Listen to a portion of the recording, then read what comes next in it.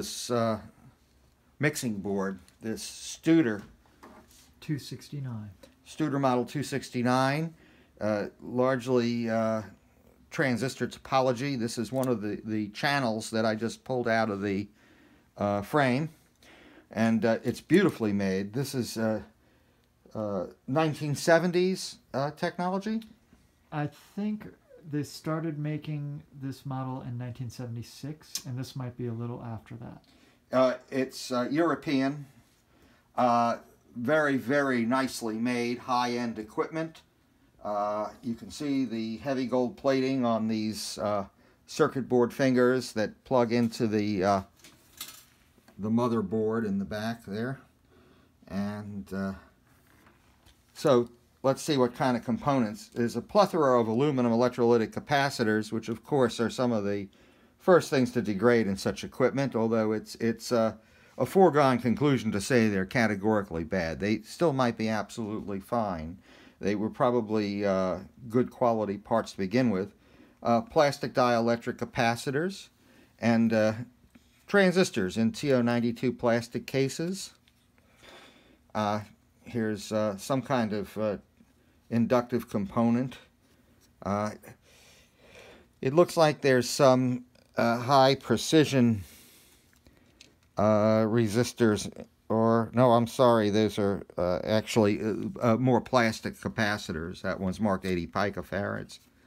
And you can see the name Studer on some of these parts, 1 to 4, 1 to 1. They're probably transformers. And a very nice Allen Bradley type G potentiometer here.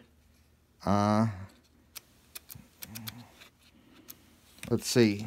The other potentiometers here are some other brand.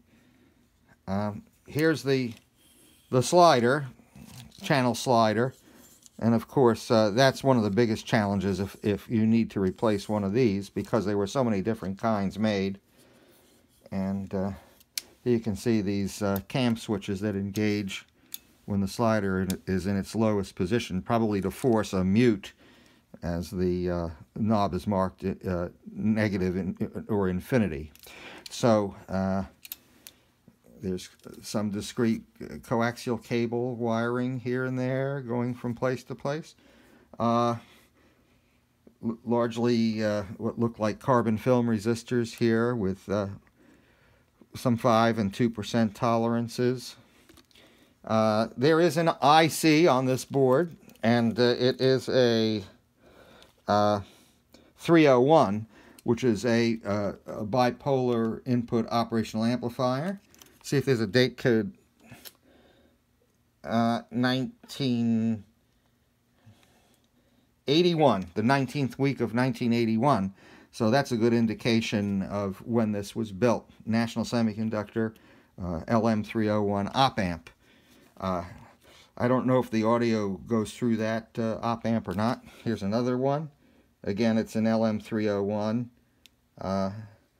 A, which had a lower input offset voltage specification. And these blue globs here are tantalum capacitors.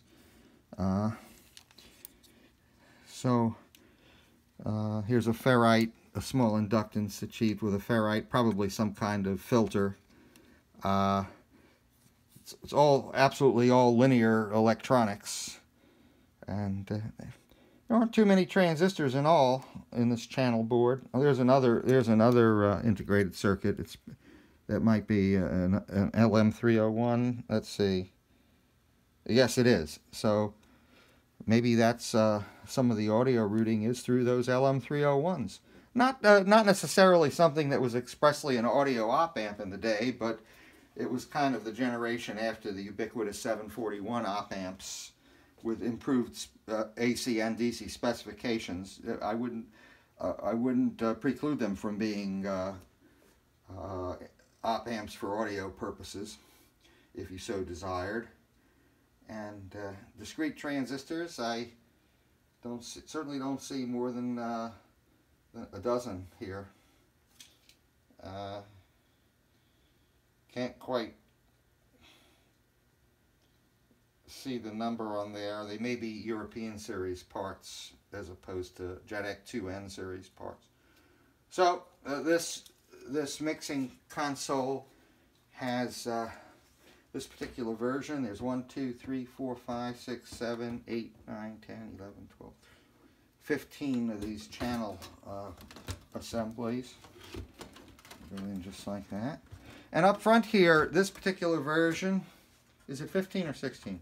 16. 16, okay, sorry. And these are probably master sections here. This has to do with the power supply, and there are some The monitor section. monitor, yeah, monitors. Here's the power supply. So this version could operate from batteries, and there's 8 nickel cadmium D cells in here, and these are hard to get today. They're the real honest to goodness D cell, where the whole thing is filled with the nickel cadmium entrals. And the modern ones, they tend to put a C cell in a D cell housing, so they don't have as much ampacity. But these are the real deal. They're no good anymore. It's been sitting too long.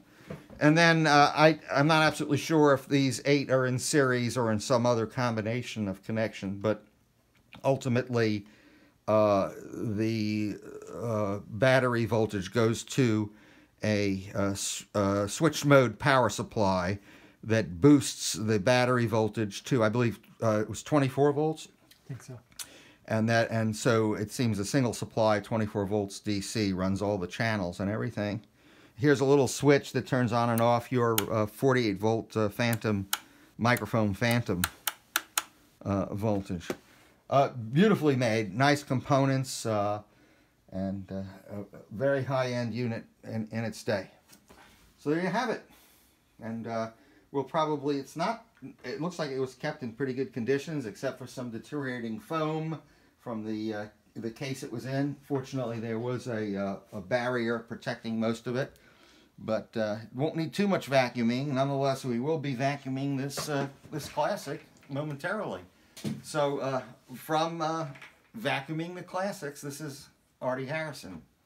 Thanks for listening.